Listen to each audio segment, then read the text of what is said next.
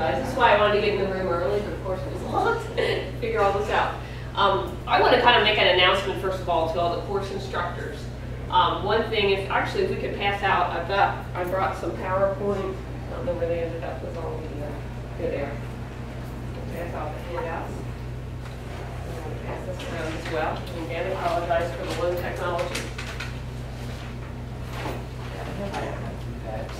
You got one? All right. Yeah. As you'll see, I'm going to pass this out. And one thing that I want to point out, just one announcement. You all have given us course outlines last time, which we really appreciate. What we'd like to do for the benefit of our participants is we would like to have everybody develop a course brief, one-paragraph course description that we could then send to the participants, so that, because some of you are teaching elective courses, so the participants need to decide, do I want to take this elective course or not? This is for me. So if we could have a one-paragraph elective, is it worth it? Okay. I'm sorry. Yes, it is. Thank you. Appreciate it. Going to rather than the other one. I'll get that in a second, right? If we could, if within your course description you could be very explicit. One thing we want to do, and this is partly what some of you were here last week when we talked about the advisory board meeting. And what we want to do is be very explicit about the fact that these courses are going to be taught within the context of challenge-based learning and engineering design process activities. So if you could make sure that that is included at some point in the course description, I would greatly appreciate it, because we want to be real explicit about it. I feel like if we're explicit from the beginning, that's going to kind of trickle down to implementation in the way that our participants view courses as well. The other thing that we'll need are just some learning outcomes. What are your students going to learn as a result of participation in this course? And so, that's another thing that will be important for you to include. Like what you gave me last time will probably be just fine, for example. Yours will probably work perfectly. So, okay. So if everybody can do that by, I think, April 26th, which is the end, because I don't know if people are going off on wonderful trips between now and then.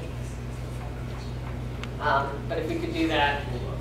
And then Michelle, I know this is not ideal, but do you mind starting? I can go ahead and I can get make more copies of the PowerPoint if you need one. You've got one. I got mine. Okay, all right. Do you want to do? I'm going to grab. You got an extra PowerPoint? Yeah, a few people are workers, I think so. I'm going to go ahead and do that. Thank you. We had a few crises. So I'm going to go ahead and start talking, and technology works. Yeah, right. My name is Michelle Schaefer, like I said. I teach at Mount Notre Dame High School. I teach in the engineering course, Introduction to Engineering course, which is run with the help of UC. This is my 5th year doing it. Mount Notre Dame is an all-girls high school. Just to kind of give you a little background, and our engineering is an elective course that they take their junior or senior year. And I was kind of asked to come and talk today because Manat, Eugene, and Julie approached me in January and asked if I could do this challenge-based learning with my class. Come up with a project and really go through the challenge-based learning as it's been explained to you guys over the past seminars. So kind of take some standards, come up with a big idea, go through essential questions, state the challenge, and then do the guiding questions. So I think that Julie had sent out with you like a little, she sent out an email with just like it was like a page where you read about, do you know what I'm talking about? Yes. So my class, we talked about energy. We started talking about non-renewable resources, renewable resources. We kind of went over that big idea of energy.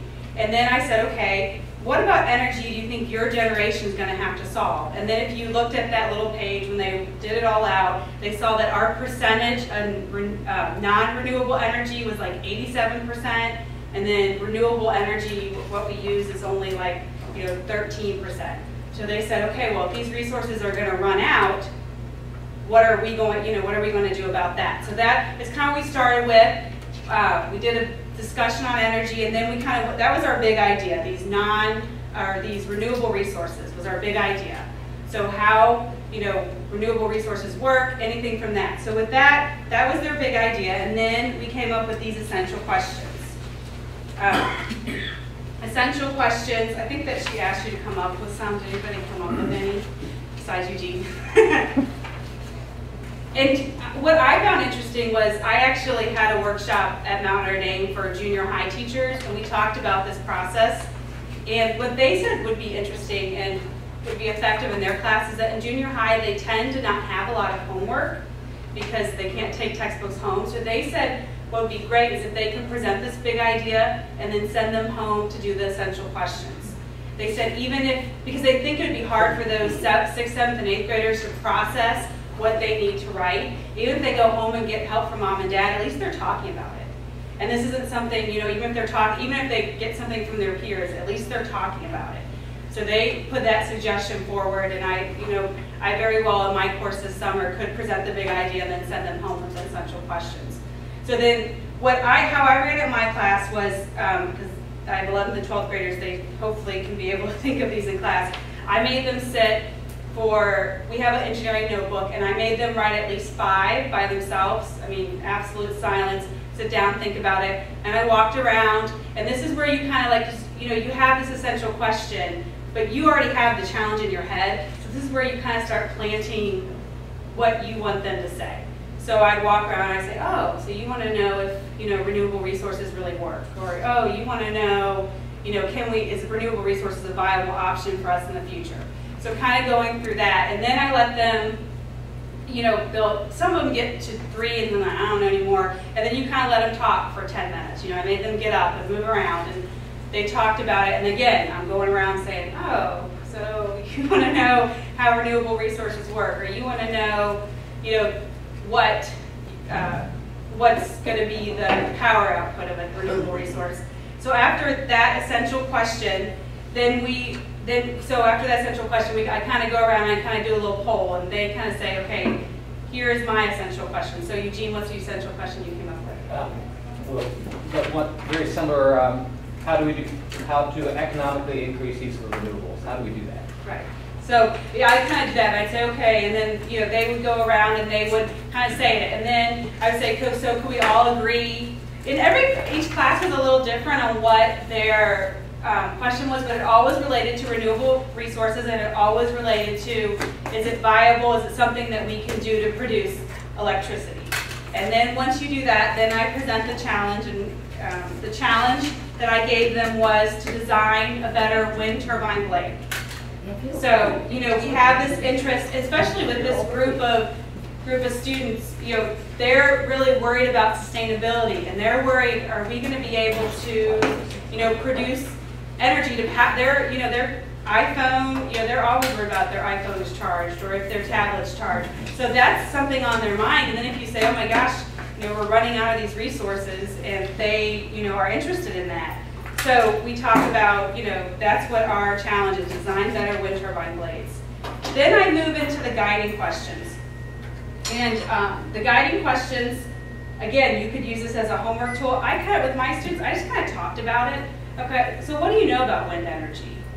And they would go through, and they know very little.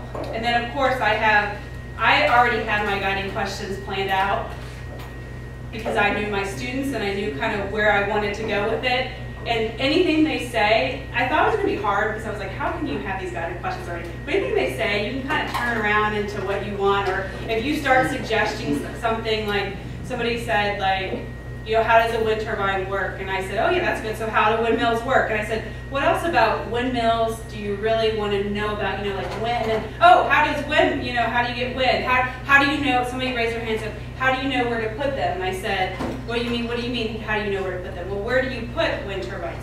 Well, and somebody said, yeah, you put it where it's windy. So I said, oh, so you want to know more about wind and what how wind happens. So we kind of talked through this. What they already know, what do they need to know, and we had a big list of things that they would want to know, and then we kind of narrowed it down to what they will need to learn about the challenge. Like, what do you absolutely have to know to accomplish this challenge? And that's where we formed our guiding questions. And our guiding questions for this challenge were, what causes wind? How is electricity generated and power measured? how does wind turbines work, and which blades are best. So those were our guiding questions that we went from to the challenge. And the guiding questions are really where you put your content in, for your specific subject. So the first guiding question we had is what causes wind?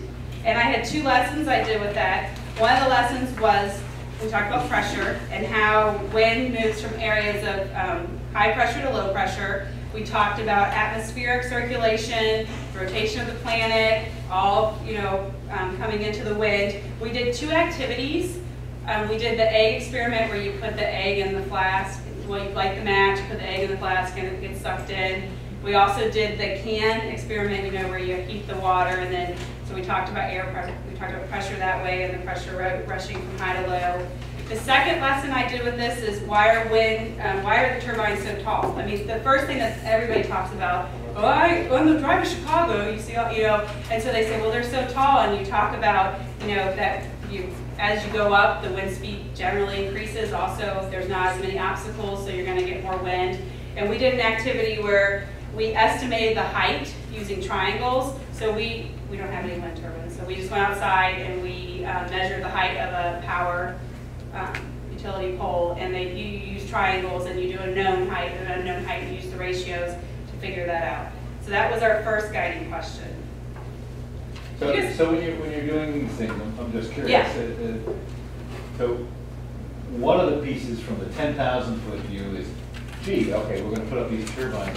Will we have any chance to get any power out that is significant on the, I don't know, on the national or the local circumstance?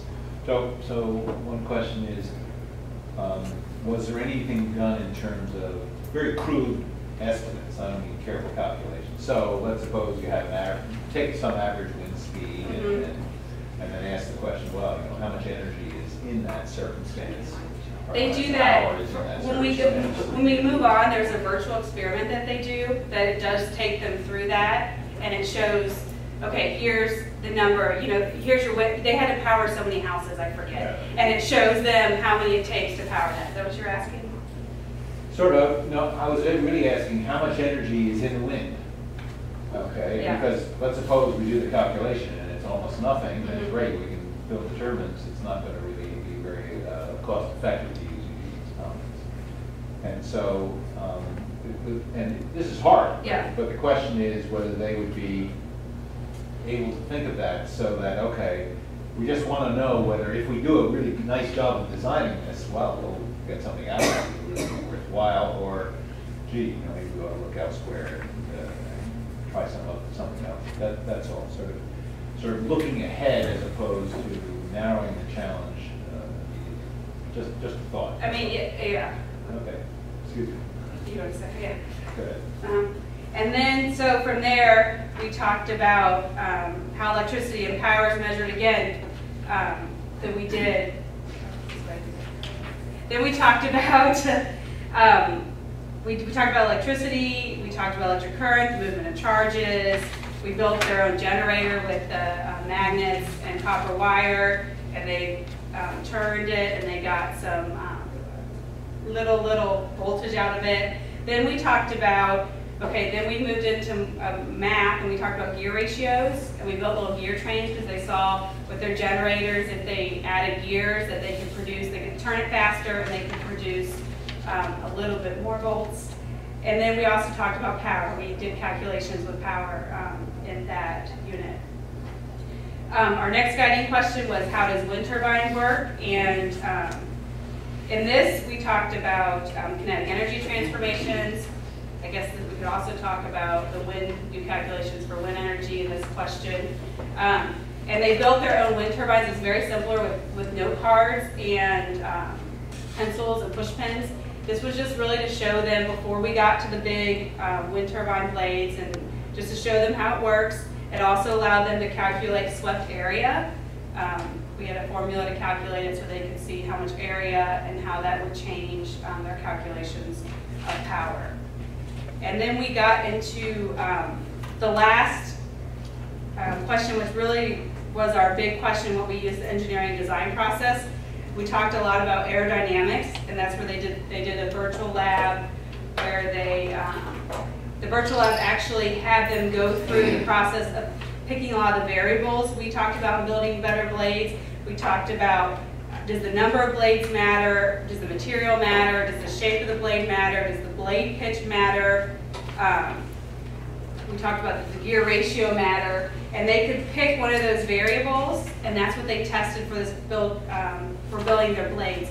But the virtual lab was kind of like a preview for that, because in the virtual lab, they could change the blade shape, or they could change the number of blades, and that gave them a calculation to how many homes they powered, based on where they put the wind. Oh, Michelle, was the virtual lab something that was pre-existing software? It was 3M. It was something that was already that I found in my quest for finding stuff.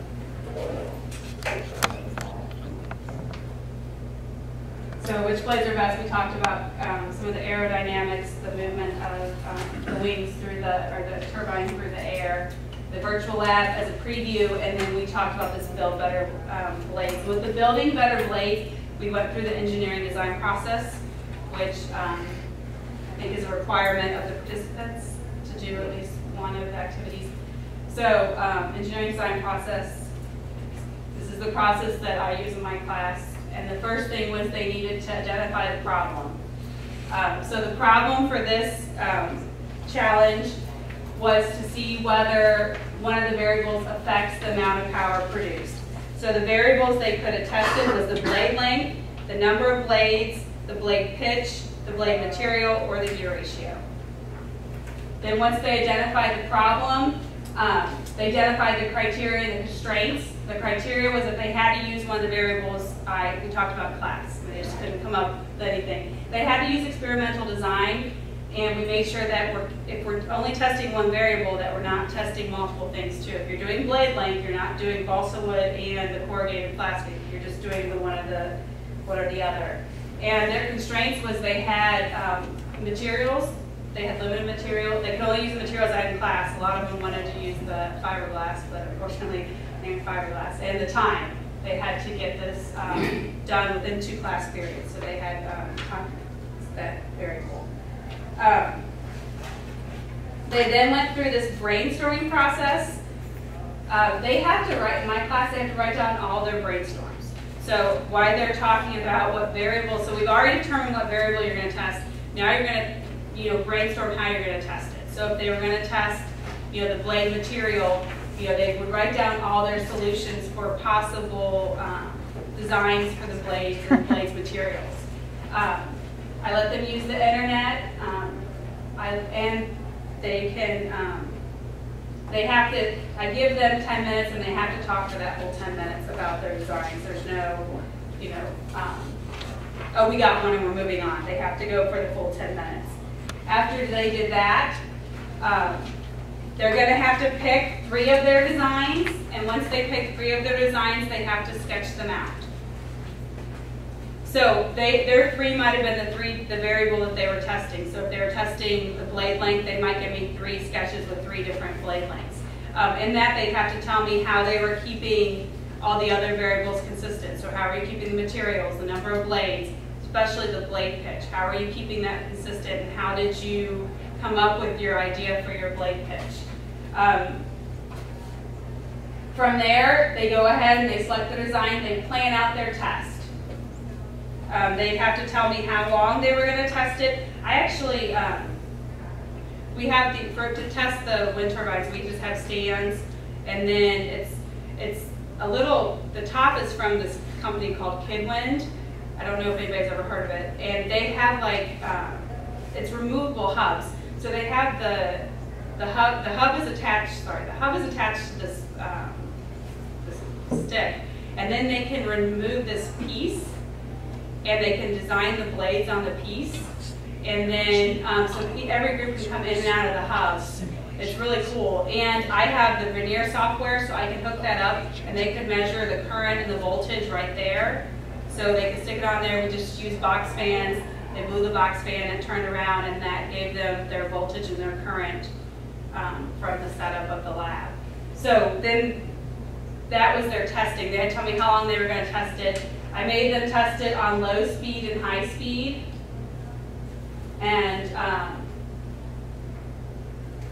that way they could, see if there was any change. It was funny that some groups, they had to maneuver which way the angle, which they put the actual hub to make it go. Sometimes I'd come over there and I would start it and they'd be like, oh no, it goes the other way. And so they had to build that prototype. And after they built it and they got their data, they had to answer some questions. How did the voltage change? What was the optimal setting? And do you think the variable that you tested had a large or small effect on how much power the turbine could make? And then from there, they had to communicate their solution. The presentation was really important because different groups did different variables. And since the challenge was to design better wind turbine blades, they had to really use this data. One group would say, oh, the wood worked a lot better than the cardboard or than the corrugated plastic. And another group didn't do that. They did blade length. So they could get up and say, the longer you make it, the better it is. So that really helped that they really presented their data. I made them do a PowerPoint presentation, just a quick with their data and present, whether or not they thought it had a big impact, a little impact. They presented it so everybody in the class could share it. So everybody didn't have to do each variable. And then after that, they had the challenge. And then they had a rubric for the challenge to see if they made it or not. That's kind of how I went through it in my class. I have the rubric. And then here are all the standards. I did standards that connected to the big idea for physical science. And then the standards for guiding question number 1 was science and math. And then standards for guiding question 2, and then 3 and 4 kind of grouped together. So they could kind of see how each standard broke out. It was very interesting process. This was the first time I had actually gone through the whole with students, and I felt like the beginning was I felt like I was kind of pulling teeth, but afterwards I asked, because they're seniors and they'll be brutally honest, I was like, Did you feel like, and they actually said they enjoyed kind of coming up with the questions themselves, and nobody said that I gave them the question, which in one class I clearly did give them the question. But I think that it was an interesting way. This class again is an engineering class, so I'm not trying to get content across, but it was an interesting way to tie the content in that they should already know. And it was interesting to see a lot of them did already know some of the things we were talking about. They said, oh yeah, we did this in chemistry. Oh yeah, we did this in math. So did you know, you may have said this already, but did you know that you were going to do wind turbine blades? Yes. So you already going to prepare all of that? Yes. So you have to steer to that level. Yes. You can get there. I just wanted to make sure. So how much degrees of freedom are we talking? And I think that if you make it broad enough, you can bring one group, they talked about the cost. Like one group's real big thing was, is this even worth the cost? So after we did this, they went back and they looked into some of the cost and how much, they did some research of their own. They still had to go through the challenge, but to see how much it would cost to make one of these versus how much it really produces. And I don't think they were happy with what they saw, but I think that they, so you can steer, I think that, but it's interesting when they came to me and said, this is the way we're going to do it, I thought, oh my gosh, that's going to be really hard to get the students to kind of come to where you are, because they can, their imaginations are everywhere. But it was easier than I thought to reel them in. You really gave them freedom in terms of what variables they chose. Right. So that's kind of where they put their signature on the individualized challenge. Right. Pick the umbrella challenge context. They could go. Yes. How long did it take? I have 90-minute blocks. So actually, to be honest with you, the essential questions, and coming up with the guiding questions took a full 90 minutes. It did take a large chunk of time. And then I did 2 guiding questions in the next day. And then it took about almost 2 weeks of every other day 90-minute blocks. How much of the project did you yourself do in advance? I did all of it. I think that's going to be so critical to emphasize that to the teachers, because they've come up with ideas, but sort of left the doing part to the kids and get surprised. You know, when really they need to muddle through it, just like you did yourself as a teacher, and even to anticipate the issues that the students may come up with. I just think it's important. It is important to do it To help them to know that they need to do that in advance. because a couple of the things, you know, when I was putting together that analysis or whatever they call it, it wasn't working. The gearbox wasn't turning right. If I had just left that to the kids come in, because it worked when I did it, but when I put my wind blade on, it didn't work. I think that the hardest part for me was that it's hard to rehearse the essential questions, and that was I've been teaching for 7 years, and I'm okay to stand in front of them. And I was actually nervous that day to get up in front of them because I didn't know what was going to happen. But once it went okay for the first class, the second class was easier. But it's very nerve-wracking, and I can't, you know, just think about going through a project and not doing it. Yes. Did you or any of your students ever raise the question of advantages versus disadvantages of this particular alternative energy? Mm-hmm. We talked about Because that. that's what's going on today. Yes. What did they say? About the advantages, disadvantages. Do you know what they were really focused on was the nuclear energy, because of that, all that happened in Japan, and we went over the advantages and disadvantages to all of the solar and I don't remember really what they said about the advantages and disadvantages. I have a class that's very environmentally conscious. So they were very pro anything that wasn't coal, to be honest with you. And they don't have money, so they don't know, you know, they don't pay the bills. So they were very, you know, oh, I'd pay extra for that. Oh, I'd pay extra, you know, but would they really? I don't know. Now, this project, for example, is limited to the availability of wind.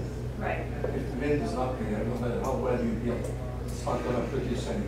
Correct. Second, for a megawatt of electricity, it's $3 to $6 million to develop. Is it worth it compared to other alternative energy sources? I think those are the fundamental questions. But aren't those as much social questions? And this would be a great place to put an interdisciplinary unit with your social studies department and say, I'm going to build the windmill, but we'd like you to do the political, economic, social effects of what's the capital required to invest, or with fracking, what's the cost to the environment that we don't know. And you know, I think that's a great place for interdisciplinary lessons, which we've tried to encourage. That I think that's what STEM really is as much about as anything, is stop thinking you're the only person working on this problem and that your solution is the only part. As you say, you can build a perfect turbine. There's no wind, it's not doing anything, you know? So, yeah. Two observations. One is that high school and middle school teachers who are going to incorporate this, their primary role are to teach those content standards listed there. So, you know, it's delightful to think through, and it would enhance a student's education if they had that critical thinking capability. But at the heart of it, I believe that's, you know, some science standards, some math standards is the cornerstone of what they have to accomplish. So I think that what the high school and middle school teachers need to do with your help is, how can I come up with a big idea and the right guiding questions that will enable me to address these content standards in ways that will be interesting and engaging, so that students know these when we're done with it. So I guess, Michelle, you taught biology. You don't teach physics, do you? I guess the question would be, can you imagine doing this kind of project in a physics class, or in a math class, or in a... Yeah. It would take a lot longer than 2 weeks, because you'd have to really... So when your students had to My follow kids up had on physics. they would have had physics. or physical science. We don't have physics as a requirement. Right, but But they they have the basic understanding. So they know something about force and Mhm. motion and power and so forth. Kinetic energy and potential energy and all. Right, and so doing those calculations and realizing that they're not 100% efficient, of course, then would have given them, that was the piece I was asking Yeah. about. Can we look at this at the 10,000-foot view to begin with before we decide, well, shape of the blades and so forth? Mhm. That's the details, but even if you have wind, an average 10 miles an hour or whatever you want to call it, then you can figure out, well, how much energy is available to us. And that's a way of directly getting the content standards connected to the design. I really think it's a great project. And really, you made me just think in a million different ways, because I think if you took the essential question up a notch and made it broader and said, what does our energy future look like? Then the kids could have done, you know, different CDLs on different energies. And, you know, there are a million ways in which to have taken what you did and come out with valuable knowledge and good data to analyze and have them doing the things that we want them doing. So there are a number of ways this could have gone. I think it was really cool what you did. And I also think we have to be realistic about what middle school and high school kids are going to be able to accomplish in the time allotted. I don't think it's a bad idea to have done the blades and let them come up with their own variables and then compare the variables and what did they learn from that. The bigger picture, of course, is where does this fit into our energy needs? But you can address that in some other ways, interdisciplinary, or somebody else can go off and do that in another way too. I mean, we could be looking at biomass in the biology group. You know, I mean, there's a lot that could be done with this, and I think the hard part is making it finite enough that you can actually do it in your classroom. It's hard to, because you can go so many different ways. When I was trying to sit down and think of something I could do, it was hard to focus it in on, does that make sense? Focus it in on a project that addressed, because every time I think I emailed Eugene and Julie like 16 ideas, because oh, I could do this, and I could do this, and you know, all this, you go through a bunch of different, you go through a lot of, there's a lot of, I mean, the internet's wonderful with ideas and lessons and things you can do. Spend more time doing it than actually planning what you're supposed to do. Did you pre-think a set of essential questions that you anticipated or received, or I mean, because that's the point at which they have control of the discussion. How far ahead did you rehearse that? To be honest with you, I didn't know what to expect from them. So I kind of told myself, like I kind of had a note card with a couple things that I could direct them to what I wanted them to, like I kept saying, okay, just keep going renewable energies, keep going renewable energy, just focus on that. I didn't really rehearse that much.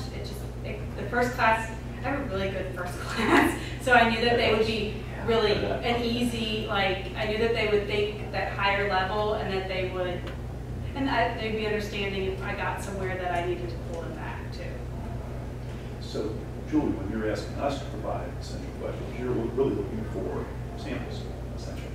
Yeah. Because this is... Right, exactly. They can make sure I understand this. Yeah, the absolutely. students are in control of the discussion at that stage. Right, correct. That's exactly right. And what we've asked the teachers to do then is go back and revise their unit afterwards. If the essential test questions change, then they go back and revise from the original draft. I would guess that you would come up with almost anything that they would come up with. I mean, there are always students who are really thinking outside the box and will throw something very unique at you, but they're not gonna come up with something that totally blindsides you. I'm thinking of, from my point of view, for the summer, I have a set of standards that I'm trying to address, and I have a project that I think does a nice job addressing those and involves an engineering design bit.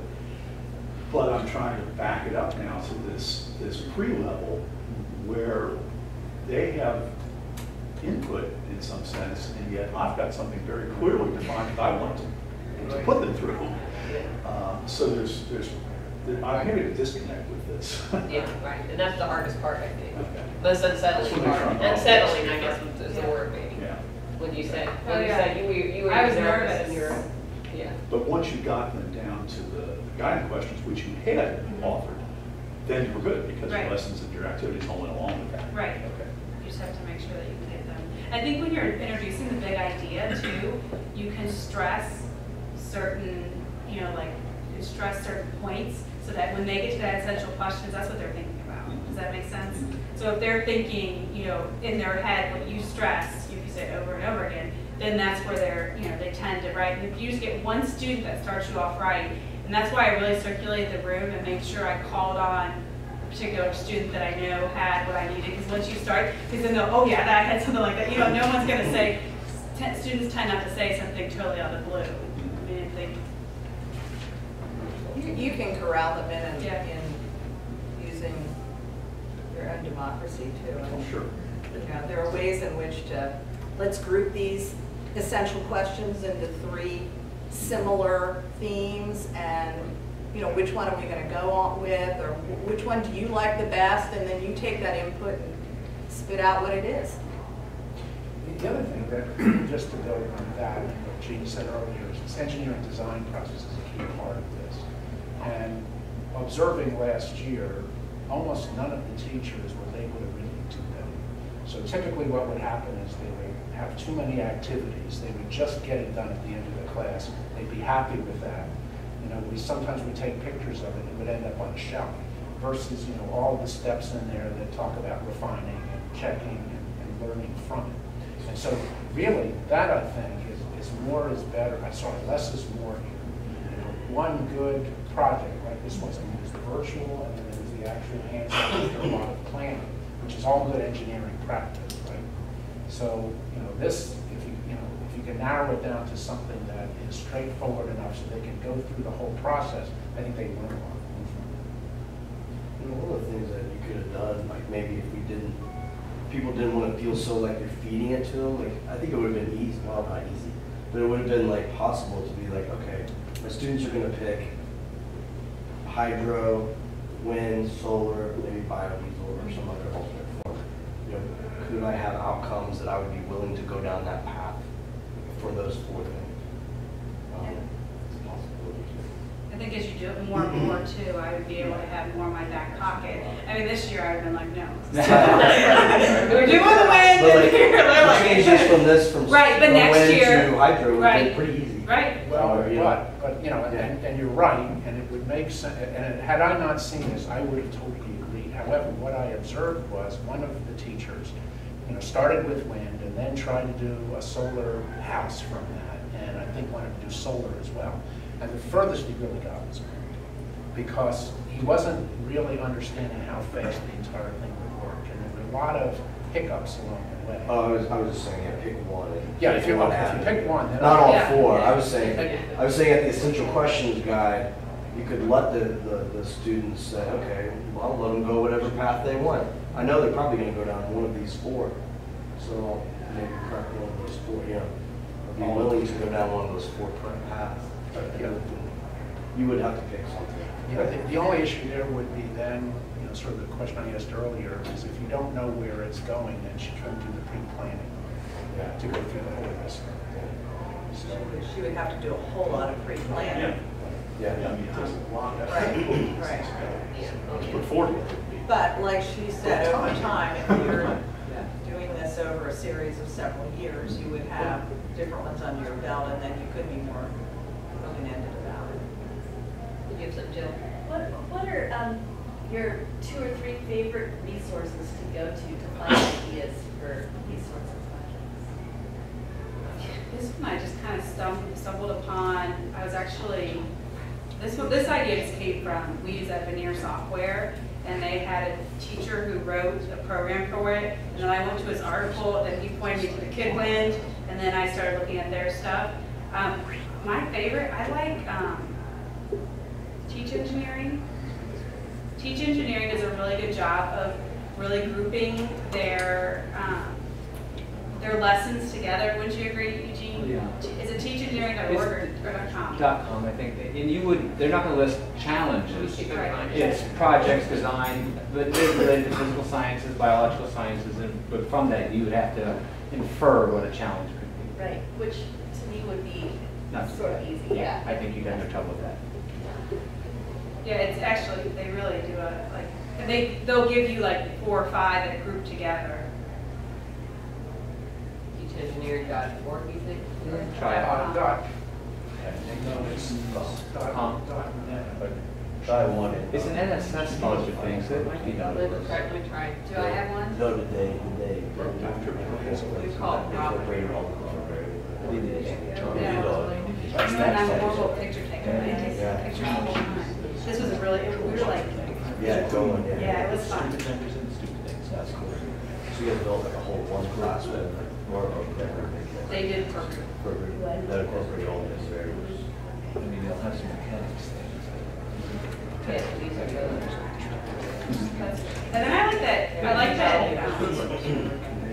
did you must say that with Zoom PBS or something? Well, You said? there's also Tri-Engineering. I don't like You don't like Tri-Engineering? As well. There's the PBS site. I think Tri-Engineering, sometimes I haven't had good success with Tri-Engineering. Like, I found the stuff I've done has not worked. That Zoom PBS is really, they're little activities that are geared more towards elementary kids, but I think that they're really good fill-in, they're really good little activities that could support a bigger guiding question.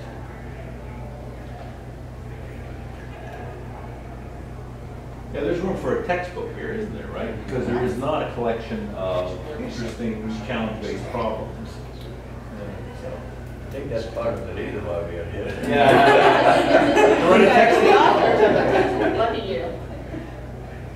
Yes. Another point I'd like to bring up about what happened this year was many of the final products in the classroom were similar. In fact, almost always the same. And I think what we want is to keep the curiosity and the imagination of the students so that they don't just go to the traditional outcome or whatever the teacher recommended or put up as an example. And so the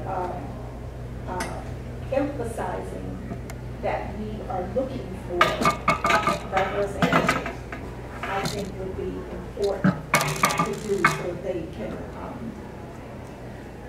see that, you know, we're not just in this one little box. Thinking of that, I did bring the resource team here today. Part of the reason was, again, something that came out of our advisory board meetings was that, why aren't you all connecting the resource team with the faculty? Well, duh, why aren't we? We weren't doing that. So I guess I wanted to give them an opportunity if they have something that they maybe hope to get out of the courses or something you feel that the teachers would really benefit from this year, since you've worked with them all year. I want to give you that opportunity to provide some feedback or some thoughts or questions. I'm still putting them on the spot. Yeah. So I might not have to quite yet. Or if the faculty wanted to ask the resource team, so that's the faculty asks the resource team some questions. I want to kind of bring everybody in the same room. It's just sort of an observation. There were a number of earthquake-related projects. Yeah, that's And so I think that's great, but it kind of made me think that they were going to where the resistance was the least, and that's okay. But I didn't kind of Kim's point. I'm not sure I saw the creativity. I think that they took it very, and maybe because this is the first time around. So I think earthquake projects are great and fascinating, but there's a world of other things out there. So somehow, if there could be at least mention of all the other worlds of things they might do, that might be encouraging. The other thing is that one of the teachers has a biology background and struggled a lot with how can I put biology into this. And you can't easily do that, but yet, so any examples like that where this is applicable to any of the scientific disciplines as well as engineering. Maybe a quick project, or I guess came from students. The only thing that I kind of turn their attention is keep in mind they live in Cincinnati, what are the possibilities in Cincinnati? And a lot of people don't know. If I say there's a grade in 5 minutes, what would you do? You'll probably run out. and you will get hurt. You do not know. And students started thinking, what are the hill slopes, hillsides, what are the possibilities? They design experiments on them. They talk about liquefaction. They heard about it. They design experiments for them. So I kind of let them loose. And I think you just did such a great job. They- They all continue. There's no doubt. I mean, I think that, because I saw great content on the earthquake stuff, but then, so many of them had that was just a little church. But, certainly nothing, I think it was really good stuff, and I saw that come out of it.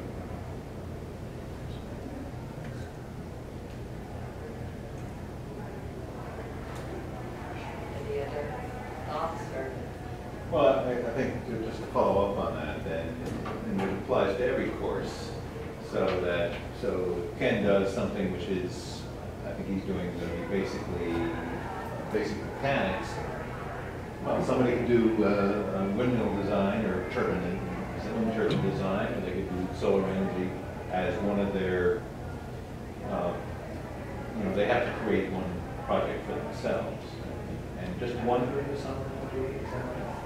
Well, we're gonna ask them to do more than one this summer. That was another thing, they had such a hard time last summer. They only did one unit, which was a lot to ask of them, but then they had to do 2 more than school year plus teach. That was just a lot.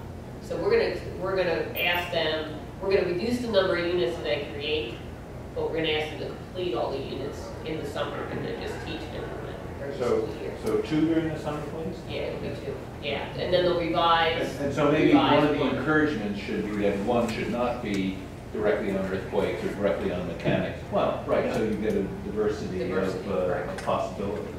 Yeah, absolutely. one of the questions that crosses my mind, and I always think about this, I think this whole project is in response to statistics that in the United States, kids around 14 to 18 years old rank 24th in the world. So what is it that other countries are doing? Is this the kind of thing that we can bring our kids statistically to a better level, or are we doing the right thing? It depends on what level you're trying to hit.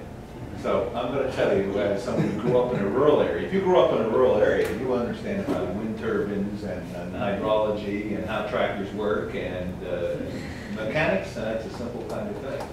And I can actually build a hut in the woods that would keep me warm, right? Kids today live in the city, right? They don't know what a cow looks like, I don't think. It's a sphere, isn't it? But if you look at the statistics, I mean, there are countries like South Korea and India and so on. They are not necessarily, technologically equivalent to what they have been doing. Yet their kids are ahead of ours. By a certain assessment. Yeah. So if you actually do, and Kathy Koenig and Carol here can tell you something about the scientific reasoning compared in China and the US. And in scientific reasoning, not in content, so disciplinary knowledge, not in disciplinary knowledge, but in scientific reasoning, we're okay. I think the best part about here is creative solutions and creative thinking. Our kids are a lot more simply because of the type of thing they are exposed to. Where in the other countries, what you have is a competition, but it's of the existing content. And then, sure, I mean, you're going to find, smart kids everywhere, no matter which country. But if you take in general, then what you have is people who are looking at how best I can get ahead. Here, you can have food on the table, no matter what you do. Okay, so creative thinking-wise, this is still the best country in the world. Not necessarily from the people who are here, I'm talking about the kids. Okay, and that's where I think the biggest plus is. The other simply pragmatic answer to the question, so there's lots of ways to help our students be better achievers in math and science. We're in this construct of National Science Foundation, grant, idea, here's our idea that will, to do that. So we're wedded to that idea at this point. We're not going to go try something else by making them go to school 12 hours a day, because our idea is this. So this is what they will do, and we'll report on it. But there are multiple ways, and that's why they fund multiple projects too.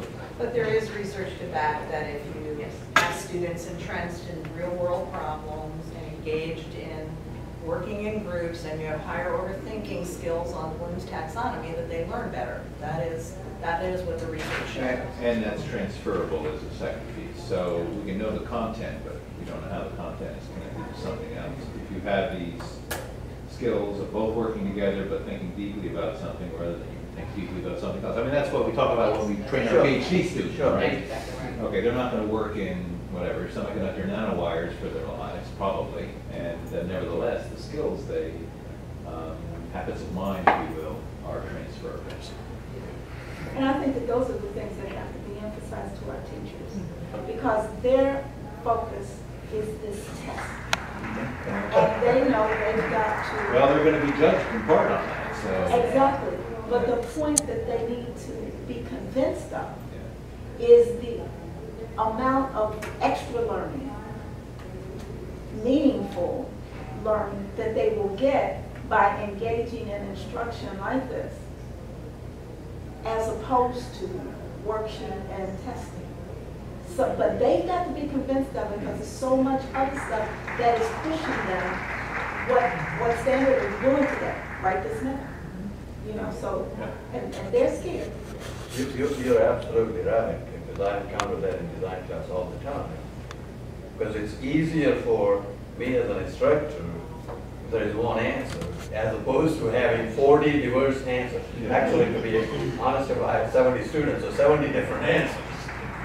It's much easier for me to design an exam in a way where there's one answer, but then kids don't learn. And you don't see the different aspects of it. So I, for one, am 100% in favor of teachers. It's hard, but once you get used to it, I think the students are set for the rest of their life in terms of ability, looking at it. And the teachers too, because we've got to emphasize how much teachers can learn from this process. And in many cases, and I know it would be probably, I don't know, but in many cases, the content goes beyond, like if we want a math project or a unit, the content is not so much the math, but it's going to be the social and cultural pieces and political pieces that we're trying to get them to talk about and think about. They haven't thought about any of this stuff. It's all been word problems from a book that mean absolutely nothing to them. And now you're going to take that one word problem and explode it almost. And they say, oh, well, what is that? And what does that mean? And where does that come from? That's where the learning comes from, so that kids learn so much more than just rote studying for a test, as well as the teachers have to. I was trying to come up with a unit on foreclosure. I buy a house for $150,000. I pay $290,000, and I still have $100,000 left. So $150,000 plus or minus $290 equals $100,000. That equation doesn't make sense, but that's a real life mortgage equation. So, but in trying to make a unit of that, there was so much stuff I didn't know that I had to go and figure out. That takes time. And that's where our teachers are hitting this wall, because it takes time. They don't have the time. It's not that they're not interested. It's just, I gotta go with the simplest thing. I think that's a problem, and I'm not trying to speak because I don't have recent experience anyhow. But there also is the problem that it's what you said, I had to learn some more. So what that means is you could have gotten a question from your students that you couldn't answer, at least not right at the moment. And so that does, if you're, so actually I enjoy that, right? Okay, so I hadn't thought of it. Great question. Okay, let's think about it and see if we can think about it on the fly, and maybe it's not successful. You start and you say, well, we know these principles, but it doesn't give us the answer. Let me think about it, and then you come back, of course. But then there's a certain I don't know, excitement for me if I get a question like that. You know, how can I use that to advance the course in some way? And of course, it's a student-generated question. The other students are paying attention.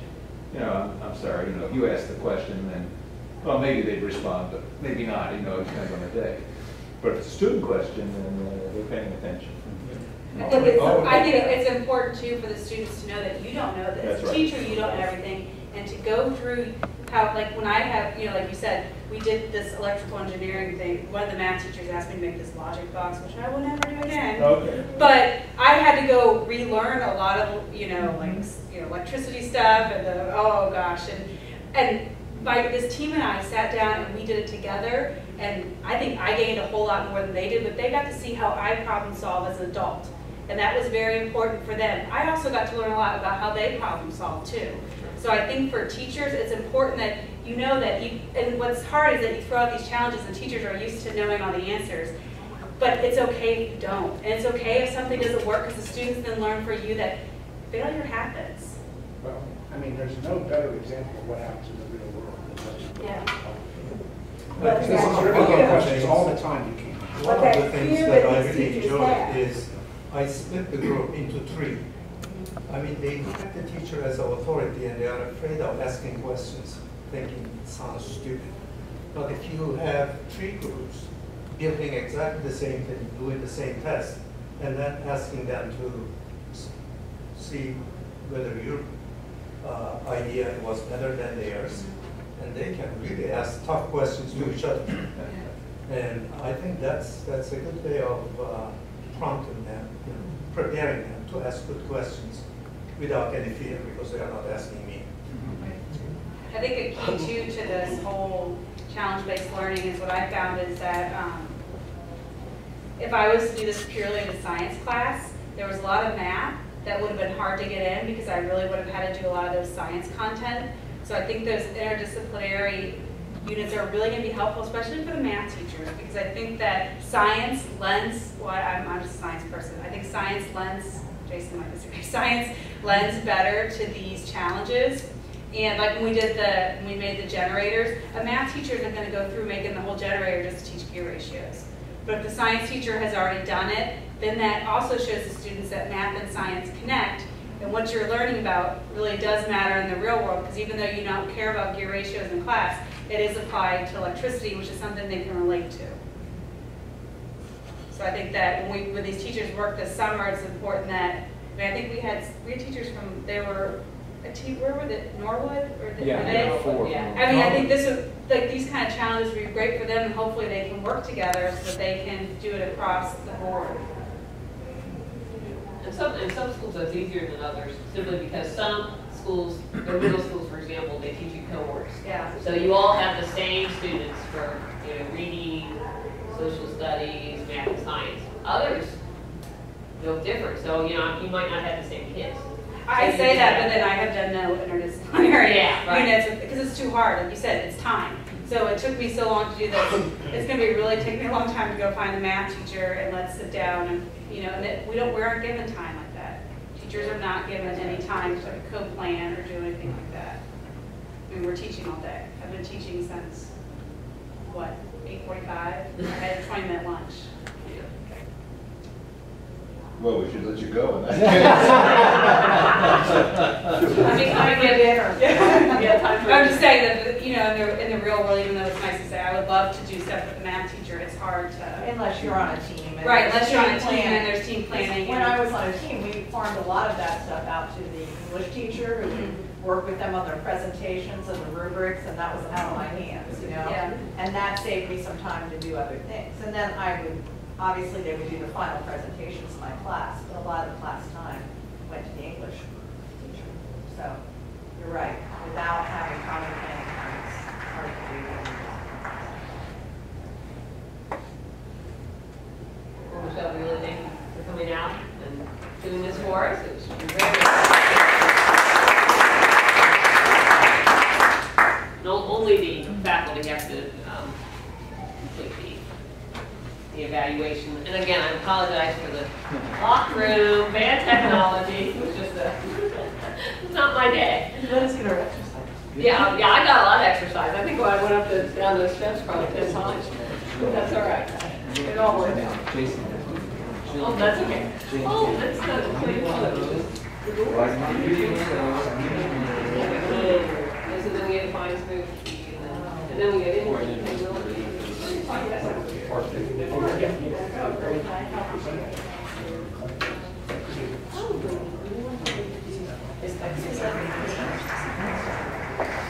I don't think we got high.